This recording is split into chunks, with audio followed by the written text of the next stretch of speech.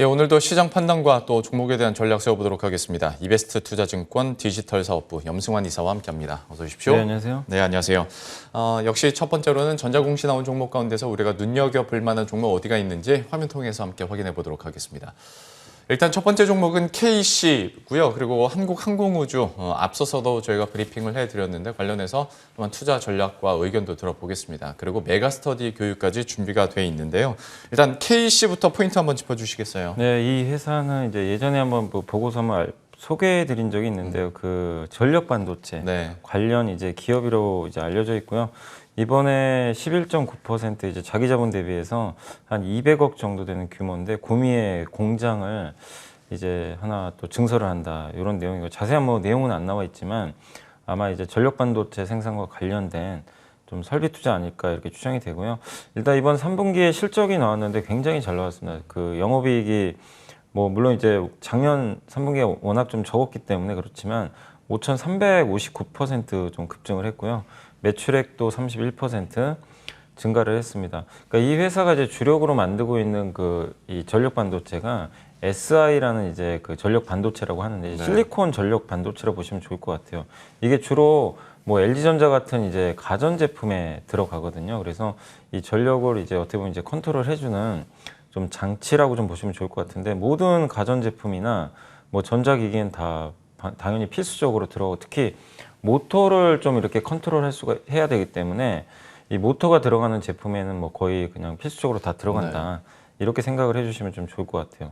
최근에 워낙 또 반도체도 뭐 이런 전력 반도체 수요가 좀 늘어나면서 단가도 좀 올라가고 있어서 긍정적인데 사실 근데 이제 SI 반도체는 워낙 이제 뭐 고온이라든가 뭐 고압이라든가 이런 좀 외부 환경이 굉장히 좀 취약하거든요.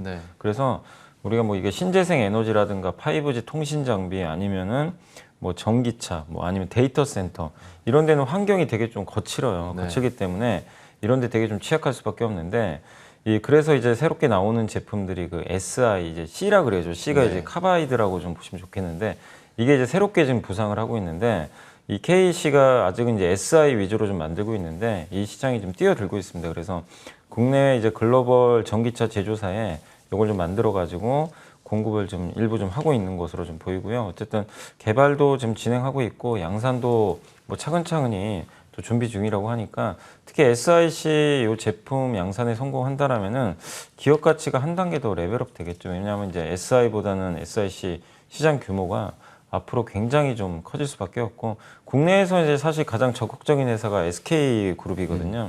거기서 뭐 ST라든가 이런 기업들도 지분 투자도 일부 한 게 있어가지고 그래서 전력 반도체 시장 커지면서 이 회사도 동반해서 이제 성장을 할 텐데 굉장히 좀 의미 있는 시설 투자 공시가 좀 나왔기 때문에 한번 계속 관심을 가져보시고 KC뿐만 아니라요 한번 전력 반도체 산업에 대해서 전반적으로 한번 공부를 해보시면 좋을 것 같습니다. 어떤 전기차와 2차 전지에 관심이 있으신 분들은 KC에 대해서도 좀 더 공부하시면서 전력 반도체 쪽 한번 노려보시면 혹시 뭐 아직 덜 오른 종목 가운데서 좀 기회를 찾아볼 수 있지 않을까라는 생각을 해보고요. 한국항공우주도 체크해 보도록 하겠습니다. 여기도 참 꾸준하게 장내 매수도 좀 들려오고 있고 좀 역시 수주 소식도 있었는데 한번 포인트 잡아주시겠어요? 저번에 그 대보마그네틱도 제가 계속 아마 그 나올 때마다 많이 수주 말씀을 드렸는데 계속 연달아 나오더라고요. 근데 한국항공우주도 지금 최근에 계속 저번에 이제 인도네시아 쪽인가요? 그쪽에 이제 항공 정비 쪽, 그쪽 수주가 좀 일부 있었고, 이번에 한국항공우주는 1204억 정도 규모인데 매출액 대비해서는 그렇게 크진 않습니다만 워낙 매출액 크니까요. 일단 B787, 보잉 787기에 구조물을 이제 신규 수주했다고 봅니다. 한국항공우주뿐만 아니라 이제 보잉이나 에어버스에 이제 납품하는 기업들은 굉장히 장기간 계약을 하거든요. 그래서 이제 이 항공기라는 게 굉장히 안전에 직결되기 때문에 절대로 아무 업체한테나 외주를 주지를 않습니다. 그리고 대부분 이렇게 아웃소싱을 많이 해줘요. 뭐 날개, 뭐 아니면 엔진, 뭐 동체 이런 조립 같은 것들을 뭐 이런 보잉이 혼자 다 하는 게 아니라 이런 것들을 이제 다 외주를 해가지고 나중에 이제 최종 조립을 하는 거죠. 그런 시스템인데 한국항공우주가 굉장히 그동안 오랫동안 또 보잉에 납품도 했고 그리고 엊그저께인가 이제 기사가 나왔던 게 지금 아직 그 보잉 737 맥스라고 아마 기억하실 거예요. 그때 한번 사고가 나가지고 근데 이제 전 세계에서 대부분 나라들이 이제 다시 이제 운항이 재개됐는데 유독 지금 중국만 지금 운항이 안 되고 있어요. 중국은 그 보잉 737 맥스가 한 100대 정도 있을 거예요. 근데 운항을 금지시켜 버렸거든요. 네. 근데 그게 만약에 재개가 되면 다시 737기가 또 뜰 수가 있기 때문에 그 추가로 또 수주할 수도 있겠죠. 사실 미국과 중국과의 관계가 되게 안 좋았잖아요. 네. 그래서 트럼프 때 이제 어떻게 보면 이제 중국 입장에서도 보잉 거 쓰는 것보다 에어버스 쓰겠다. 막 이런 식으로 이제 얘기가 나오면서 좀 악화가 됐는데 어제 이제 미중 정상회담도 있었지만 아직은 뭐 이렇게 뭐 구체적인 합의가 나온 건 아닌데 그래도 뭐 이렇게 둘이 뭐 싸운다거나 뭐 선은 지키기로 네. 했으니까요. 예. 그리고 또 약간 바이든 대통령이 좀 약간 시진핑 의도적인지 모르겠지만 약간은 좀 이렇게 맞춰주던 약간 그런 느낌도 좀 들더라고요. 그래서 뭔가 좀 회담이 뭐 결과는 없었대도 분위기 자체는 그렇게 나쁘지 않은 걸 봐서는 보잉 입장에서도 이런 분위기가 만약에 이어진다라면 또 737기 관련한 또 수주가 나올 수 있기 때문에 긍정적인 것 같습니다. 그래서 한국항공우주 좀 계속 관심을 가져보시고 그리고 뭐 보잉만 납품하는 게 아니라 에어버스에도 납품을 하고 있어요. 그래서 어차피 리오프닝 되면 또 수혜가 예상되고 그 요새 보니까 계속 지금 이제 임원진들이 계속 매수를 하더라고요. 네. 이 3만 원 밑에서 이제 오늘도 이게 제가 공시 찾아보니까 이제 두 분의 상무께서 이제 29,500원대 밑에서 한 합쳐서 369주 정도 이렇게 저가 매수를 했기 때문에 계속해서 내부자 매수는 꾸준히 들어오는 것 같습니다. 한국 항공우주에 대한 포인트들 이렇게 들어봤고요. 이어서 메가스터디 교육입니다. 여기는 뭐 메가스터디 교육 대표도 그렇고 임원들도 그렇고 역시 꾸준하게 장래 매수 소식들 들려오고 네. 있는데 좀 어떻게 보고 계세요? 꾸준히 사더라고요. 사실 이게 메가스터디 교육의 주가만 보면 정말 많이 올랐어요. 네. 주가가 굉장히 많이 올랐는데 일단 11월 11일 날 이 부사장이라는 분이 77,324원에 4,661주를 이제 장내에서 매수했다라고 지금 공시를 했고 이 메가스터디 교육은 이제 국내 고등 인강이죠. 인터넷 강의 1등 업체고 지금 최근에 이제 입시 제도가 뭐 이렇게 정시 비중을 좀 높여가면서 수혜가 예상된다는 이제 부분이 있고 그다음 고3 수험생이 향후 10년 동안은 줄지는 않는데요. 네. 51만 명 정도가 꾸준히 유지된다고 합니다. 또 내일 이제 수능인데 어쨌든 이제 인터넷 강의 뭐 이 수요도 계속 늘 수밖에 없는 게 코로나19 때문에 많은 이제 학생들이 또 집에서 줌으로 뭐 수업도 받고 했는데 네. 이 환경이 이제 되게 익숙해져 버렸어요. 그래서 구조적으로 성장할 수 있고 거기에 인강업계가 기존의 고등 인강이 한 4개 회사로 좀 이렇게 압축이 됐었는데 그 중에 또 한 회사가 영업을 또 중단해 버렸어요. 그럼 이제 상위 나머지 업체들이 다 독식할 수밖에 없기 때문에 또 수혜가 예상됩니다. 그럼에도 불구하고 PER이 8배밖에 안 될 정도로 저평가돼 있으니까요. 아마 교육주에 대해서는 좀 편견이 많죠. 사실 이제 인구가 주니까 네. 좀 그렇긴 하지만 향후 10년간 뭐 고3 수험생만큼은 줄지 않는다고 하니까 관심을 좀 가져보시면 좋겠습니다. 학령 인구 얘기 항상 하면서 좀 악재로 얘기를 하는데 오히려 재수생은 늘고 있다고 하더라고요. 예, 관련해서 좀 악재들은 좀 희석이 되고 모멘텀들이 더 부각되는 날이 오길 바라겠습니다. 메가스터디 교육까지 함께 살펴봤고요. 이어서 리포트 통해서 불러오신 종목 그리고 이야기들도 체크해 보도록 하겠습니다. 오늘은 어떤 이야기 준비하셨어요? 이게 좀 나온 지가 한 일주일 정도 된 것 같은데 이제 내년 전망에서 메리츠 증권에서 나왔던 이제 내년 전망 자료인데 네. 이게 이제 내용을 좀 간단히 설명해드리면 좀 공급망의 변화에 주목을 해보자. 그러니까 미국 공급망이 있고 중국 공급망이 있는데 요새 계속 화두가 되는 건 이제 미국 쪽이잖아요. 그래서 최근에 이제 미국 증시가 월등히 강하거든요. 중국 증시 차트랑도 비교를 해봐도 압도적으로 강합니다. 네. 근데 이제 많은 분들이 생각하기에 우리나라 좀 중국 경제 의존도가 높기 때문에 그래서 주가가 좀 안 간다라고 보신 분들 되게 많잖아요. 실제 중국이 지금 성장률이 굉장히 둔화되고 있고 또 기업들의 마진도 많이 악화가 됩니다. 왜냐하면 이제 우리나라 기업들도 최근에 좀 보였던 게 제조업체들 같은 경우는 이 원자재 가격이 올라가다 보니까 이 이익률이 좀 감소하는 모습들이 네. 좀 많이 나. 이거 전가하기가 좀 당장 쉽진 않거든요. 근데 미국은 빅테크 기업들이 대부분 그 소프트웨어, 네. 무형자산 기업들이 많기 때문에 뭐 이렇게 물가 상승 아니면 원자재 가격과는 아무런 상관이 없어요, 사실은. 그렇죠. 가격 전가 해버리면 되니까.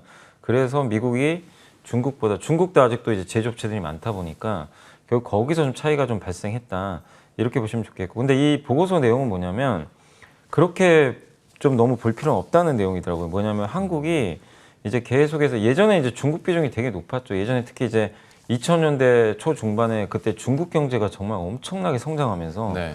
뭐 베이징 그때 올림픽 할 때까지 뭐 2008년까지 고속 성장할 때 한국도 영향을 많이 받아서 중국 의존도가 높은 건 맞았는데 지금은 미국하고요, 또 거기 동남아 쪽에 아세안 국가들 있죠. 네. 이쪽의 수출 비중이 굉장히 크게 늘어나고 있다고 합니다. 그리고 GDP에서 차지하는 게 저도 이 데이터 보고 좀 놀랐던 게 전 당연히 압도적으로 제조업이 훨씬 많은 줄 알았어요. 근데 제조업이 한 27% 되고요. 비제조업이 26% 정도 돼요. 그러니까 이게 거의 비슷비슷해요. 네. 어떻게 보면은. 그러니까 저도 약간 이제 고정관념이 좀 있었던 거죠. 한국은 제조업이 나라니까. 네. 근데 이 GDP에서 차지하는 비중은요, 그렇게 큰 차이가 없더라고요, 생각보다. 그러니까 그걸 보면 한국이 좀 중국을 따라가지고 이 상황에서 미국을 동참을 못하고 너무 좀 이제 소외를 받는 건 좀 아닌 것 같다, 이렇게 좀 보시면 좀 좋을 것 같고, 그래서 내년도에 대한 그림을 좀 긍정적으로 보고 계신 것 같더라고요, 이쪽에서는. 그래서 일단 이런 좀 특징들을 좀 봤을 때 미국 중심의 시대가 좀 더 이어지니까, 그렇게 보면 이제 우리나라 기업들을 만약에 이제 우리가 투자를 한다고 봤을 때 미국의 공급망과 관련된 기업들 좀 비중을 늘려보자. 그래서 거기서 나왔던 게 이제 2차 전지 쪽에서 뭐 여러 기업들이 제가 2개만 뽑아봤는데요. 그 중에서 이제 SKC, 이제 아무래도 이제 2차 전지 쪽에서 미국 투자가 많이 들어가니까 네. 수혜가 예상되고, 특히 SKC는 전지용 동박을 지금 만드는 회사인데 지금 추정치로는 23년도에 있잖아요. 글로벌 1위로 올라설 거라고 합니다. 생산 규모 면에서. 그래서 동박 쪽에서 관심 가져보시고, 그 다음에 미국 하면 항상 떠오르는 게 우리 그거잖아요. 무형자산. 네. 근데 무형자산 관련주 중에서 또 여러 개가 있는데 사실 게임주는 또 너무 많이 올랐고, 그래서 거기서 기업을 보다 보니까 스튜디오 드래곤이 들어가 있더라고요. 그래서 이 기업은 뭐 가격 부담도 없고 당장에 올해 성과가 좋은 건 아닌데, 제가 좀 기대하는 거는 뭐 이제 디즈니 플러스도 이제 우리 한국에 들어왔고, 네. 애플 TV 플러스도 들어왔는데, 이 기업은 또 특이하게 애플 TV 플러스에 미국 드라마를 직접 제작을 하기로 했기 때문에 내년 하반기에 아마 공급이 될 것 같아요. 좀 만들어가지고. 그래서 미국에 또 직접 진출한 또 국내 이제 대표적인 드라마 제작사니까요. 한번 좀 큰 관점에서 관심을 가져볼 필요는 있는 것 같습니다. 그래서 내년도에 대해서 전망도 괜찮지만 좀 미국의 좀 비중이 높아질 기업들에 대해서 한번 좀 관심을 가져보자, 그런 내용이라고 생각하시면 좋겠습니다. 예. 참 이래서 고정관념 그리고 옛날 사람이 무서운 것 같습니다. 양 시장의 시가총액 상위 종목들은 확실히 변했는데 여전히 우리 마음속에는 네, 맞아요. 제조업 비중이 절대적으로 높을 거야라는 생각을 하는데, 오히려 뭐 그렇지 않다라는 걸 수치적으로 확인했고, 때문에 그런 걱정거리보다는 미국향 공급망을 필두로 해서 수혜를 받을 수 있는 SKC와 스튜디오 드래곤까지 살펴봤습니다. 간단하게 AS도 월덱스 보도록 할 텐데, 특히 지난 15일에 좀 급등 흐름이 나왔어요. 좀 이 종목은 현재 구간에서 어떻게 할까요? 그러니까 이 회사 같은 경우 이제 부품 만드는 기업, 소모성 부품이라고 있어요. 뭐 실리콘 SI 이제 부품이라고도 하는데, 그걸 주로 만드는 이제 기업 중에 하나고, 주로 이제 글로벌 업체들한테 많이 납품을 좀 하는 기업으로 좀 알려져 있습니다. 그래서 최근에 뭐 반도체 기업들이 워낙, 그러니까 정말 한 몇 달 되게 부진했잖아요. 부진했다가 이제 드디어 좀 돌아서고 있는데, 지금 뭐 게임주, 뭐 엔터주, 뭐 메타버스 관련주들이 지금 굉장히 급부상하지만, 그래도 지금 반도체주들이 바닥에서 뭔가 좀 변화가 보이는 것 같아서 계속 긍정적으로 보시면 좋을 것 같고, 아마 뭐 삼성전자 주가 흐름에 따라 달라지겠지만 전고점을 한번 월덱스도 돌파하지 않을까, 이렇게 기대를 하고 있고요. 주가도 그렇게 비싸진 않습니다. 그리고 반도체 전반주, 지금 자동차하고 사실 반도체가 가줘야 이게 증시가 확 올라가는데, 자동차가 좀 사실 부진하긴 하지만 제가 좀 시장을 좀 긍정적으로 보는 거는 반도체 분위기가 확실히 좀 바뀌어 버렸어요. 네, 그래서 월덱스도 그 중심에 있는 기업이니까 뭐 너무 이렇게 올라왔다고 또 단기 매매하지 마시고 한번 내년 상반기까지는 끌고 가시면 좋을 것 같습니다. 예, 월덱스에 대해서 추가적인 투자 포인트까지 들어봤고요. 마지막으로 또 오늘 시장 전략 어떻게 짤 수 있을지 조언 한마디 부탁드릴게요. 그러니까 이제 우리 한국이 지난 몇 달간 옛날 피크아웃 얘기만 나왔는데, 이제 예. 저는 반대로 그냥 바텀아웃, 예, 이제는 좀 바닥 잡은 거 아니냐. 그래서 뭐 주식시장에서 제일 좋은 말은 그거거든요. 더 이상 나쁠 게 없다. 이게 제일 좋은 거니까. 그래서 사실 뭐 아직 악재가 해소된 건 아닌데 충분히 2,900까지 두 번의 바닥을 찍었잖아요. 그래서 어느 정도 바닥은 형성됐다. 근데 뭐 V자 반등이 나오고 이러려면 사실은 아까 이제 제가 뭐 비제조업도 많이 늘어난다고 했지만, 그래도 여전히 경기 민감주들 비중도 꽤 되거든요. 네. 그러니까 이 기업들이 뭔가 좀 탄력적으로 쫙쫙 뽑아줘야 이게 증시가 V자 반등이 나오는데, 그러기는 좀 아직은 시간이 걸리니까 시장도 좀 완만하게 올라간다. 근데 이제 너무 공포감을 갖지 마시라는 겁니다. 그리고 요새 뭐 질문하시는 분들 중에도 뭐 내년에 뭐 대폭락장이 온다는데 팔아야 되냐 질문하시는 분들 되게 많으세요. 네. 또 주변에서도 그렇게 뭐 얘기하시는 일부 또 전문가분도 계시고 네, 네, 네. 하다 보니까 좀 공포감을 가지실 텐데 그 선택은 여러분이 하셔야죠. 뭐 그 얘기가 올해도 없지는 않았죠. 네, 사실. 항상 나오는 네, 얘기인데 그거를 내가 취사 선택은 해야 돼요. 네. 예, 그러기 위해서 내가 공부를 하는 건데 근데 적어도 저는 그런 폭락장이 안 온다고 보는 이유가 지금 미국 경기도 좋아지니까 금리를 올리는 거고 우리나라는 또 내년에 이제 대선 끝나면 또 새 정부가 들어오거든요. 그러면 이제 경제 성장률을 또 끌어올리기 위해서 또 재정 지출도 많이 늘어날 수밖에 없는 상황이고 그리고 이것만 말씀드리고 싶어서 삼성전자하고 현대차가 그렇다는 이게 내년에 거의 망할 정도로 폭락한다는 얘기인데 이 두 기업이 빠져야 지수가 빠지는 거잖아요. 네. 그럼 지금 자리에서 여기서 또 한 20~30%가 더 빠질 만한 악재가 있을까? 왜냐하면 올해 그냥 정말 삼성전자, 현대차 많이 두들겨 맞았잖아요. 안 좋은 이슈들 때문에. 네. 근데 충분히 반영은 됐거든요. 그러니까 적어도 이 기업들이 뭐 내년에 모멘텀이 없으면 못 오를 수는 있어도 제가 봤을 때 급락할 가능성은 별로 높아 보이진 않아요. 그러니까 그걸 봤을 때 지수가 뭐 물론 3,300을 못 갈 수도 있고 답답할 수 있지만 적어도 뭐 공포심을 좀 저는 가질 필요는 굳이 없다. 이렇게 좀 말씀을 드리고 싶습니다. 이건 그냥 지극히 농담입니다만 코로나19 예견한 그 인도의 한 청년 예언가는 내년에 또 대상승장이 온다고 얘기를 하던데 그냥 그러니까 어떤 방향성에 대해서는 그냥 참고 정도만 하시고 각 기업에 대해서 특히 더 나빠질 것은 없는 상황에서 어떤 기업들이 여기를 치고 탄력적으로 올라갈지에 기업에 한번 집중하시면 좋을 것 같습니다. 이베스트 투자증권 디지털 사업부 염승환 이사와 함께했습니다. 오늘 말씀 고맙습니다. 네, 감사합니다.